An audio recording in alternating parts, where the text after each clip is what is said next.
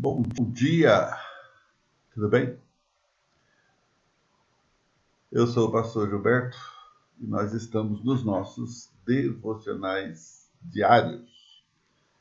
E espero que você esteja nos acompanhando nesse projeto e desenvolvendo, né, suas habilidades de conhecer a Deus e de fazer a vontade dele. E educando, né, a sua mente, seu coração, para ouvir esse Deus que te ama, que ama o ser humano e que está vivendo para que nós possamos viver, não é? A promessa de Deus é que nós estaremos com Ele. Lembra, a gente já falou sobre isso, eu quero manter isso na nossa mente, que qual é o sentido da vida se não está em Deus? Qual o sentido da vida? Por que viver? A gente vive, né, tem todos os tormentos que a vida nos reserva e finalmente a gente vai morrer e acabou? Não. Deus tem um projeto que vai além dessa vida e essa vida faz parte do projeto, entendeu?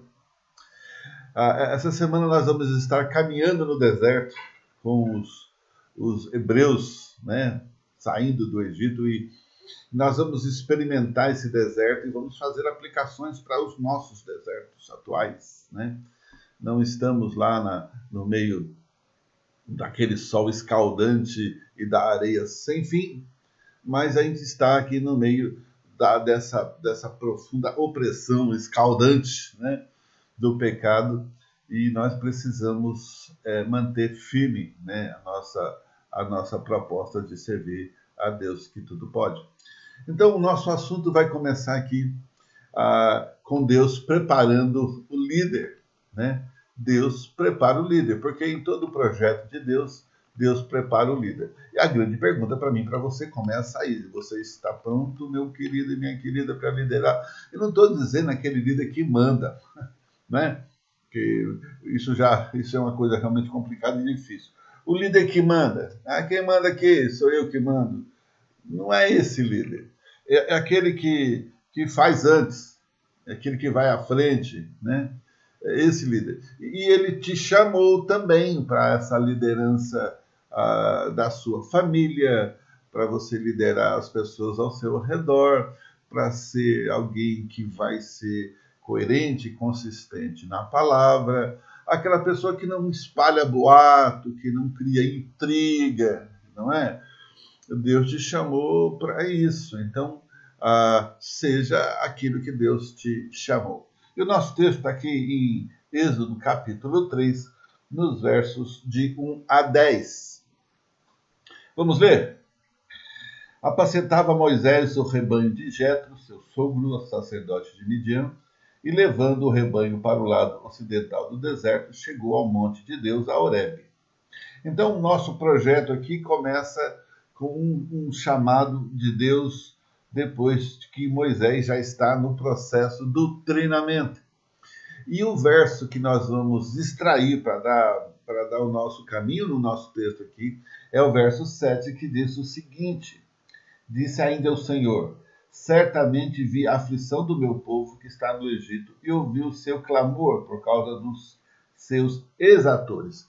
O que são exatores? São aqueles que exigem, né? Aqueles que estão lá como feitores de escravos, obrigando eles a fazerem coisas. 400 anos ali depois da morte de José, o povo está escravo do Egito e cada geração que vem mais escravo é, né? Você entendeu? Quer dizer, a gente escravo, a gente fica mais escravo porque a mente nos escraviza. Então, a gente não consegue largar aquilo que a gente já aprendeu e vem de geração em geração. A gente precisa de um líder e precisa saber realmente aquilo que Deus está colocando para a gente poder fazer diferente. Bom, algumas verdades aqui para a gente entender o que Moisés está fazendo, né? Deus levanta Moisés para ser instrumento em suas mãos. O líder é alguém que Deus levanta, é aquele que Deus coloca. E, de novo, eu já falei que a liderança é sua, é minha, é nossa. cada um na sua capacidade, no seu momento, no seu espaço. Então eu preciso entender que Deus me chamou para ser líder. E líder não é aquele que manda, é aquele que faz. Lembra, há muitas vozes de liderança hoje, né? Há pastores que dizem que Deus é bom, é amoroso, é gracioso, é misericordioso, mas não faz. Quer dizer, a responsabilidade de fazer é do homem e o homem faz o que quer. É meio complicado esse negócio, né? A segunda voz é aquele que diz o seguinte, que Deus não vai fazer nada se o homem não quiser fazer. Quem é Deus, então? Não é?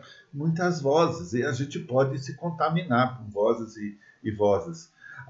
Se você for ver uma mensagem de um pastor que fala essa segunda verdade, tem essa perspectiva, ou o primeiro, e você talvez vai ter que tomar muito cuidado para entender, porque os dois vão falar que Deus é bom.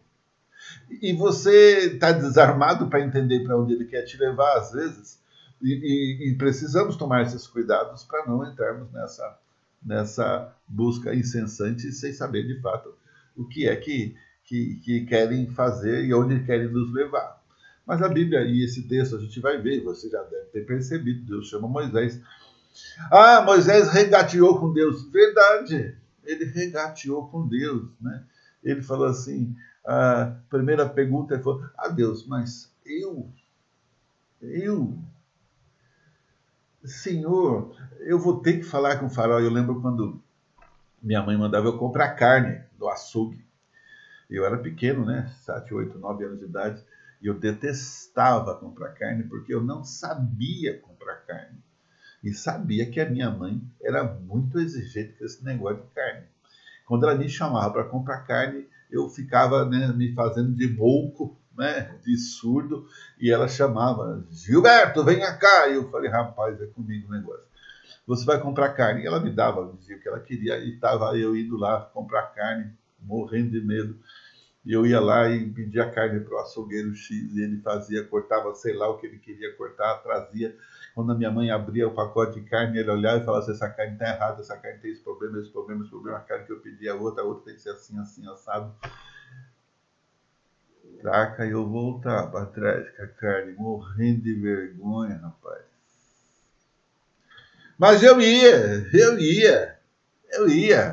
não é? Agora eu já estou dentro desse negócio, eu vou. E fui, ia, né? E aí arrumava, ajeitava e trazia a carne certa, eu aprendi a comprar carne, olha que legal. Então Moisés passou por esse momento de chama outro, né?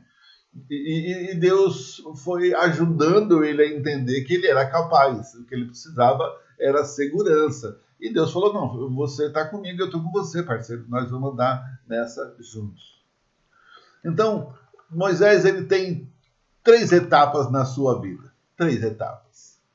Os primeiros 40 anos da vida de Moisés, ele aprendeu a ser um estadista. Ele era o filho da filha de Faraó. Lembra? Moisés foi encontrado no rio. E ele foi tirado, ele era filho de hebreu, pequeno, bebê.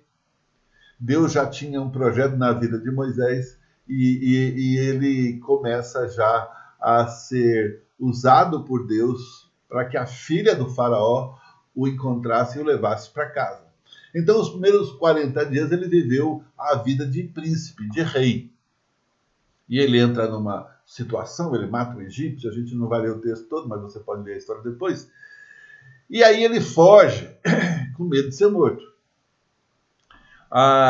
E ele vai para o deserto. No deserto ele acha a sua esposa e o seu sogro então o coloca numa missão mais simples, mais tranquila. E agora ele ia ser pastor de ovelhas. Ele falou, agora sim, sem preocupações nem nada. Mas ele acabou descobrindo que criar ovelhas e apacentar ovelhas não é um negócio tão simples assim. E por 40 anos ele passou lá aprendendo a cuidar de ovelhas. Por que 40 anos? Neste caso específico, é que Moisés precisava entender o que é ser um cristão, ser alguém que adora o Senhor. e que está trabalhando nisso, e que está vivendo assim, que está aprendendo valores que vão fazendo parte da sua vida. A gente tem falado sobre isso aqui bastante, e nós precisamos criar, então, uma perspectiva bíblica para a nossa vida, não é? Depois que Deus chama, né, nesse texto que a gente acabou lendo aqui lá em capítulo 3, ele então é chamado para libertar o povo da escravidão. Ele passa a ser um educador. E foi assim que Deus prepara nosso querido Moisés para a vida. Então é assim que Deus prepara o nosso Moisés para o projeto dele, que viria então andar nos 40 anos, nos próximos 40 anos no deserto. E nós vamos andar com Moisés nesses próximos 40 anos. E eu quero te convidar, né, a caminhar conosco no deserto, aprendendo com Moisés, com o povo, como é que Deus trabalha e como é que nós devemos então nos preparar para caminhos assim. Que Deus te abençoe, que você possa participar conosco em outros momentos e que a graça do Senhor te traga toda a compreensão para fazer disso um projeto pessoal para a glória dele e em nome dele. Deus te abençoe e que você tenha um dia maravilhoso na presença do Senhor. Amém e amém.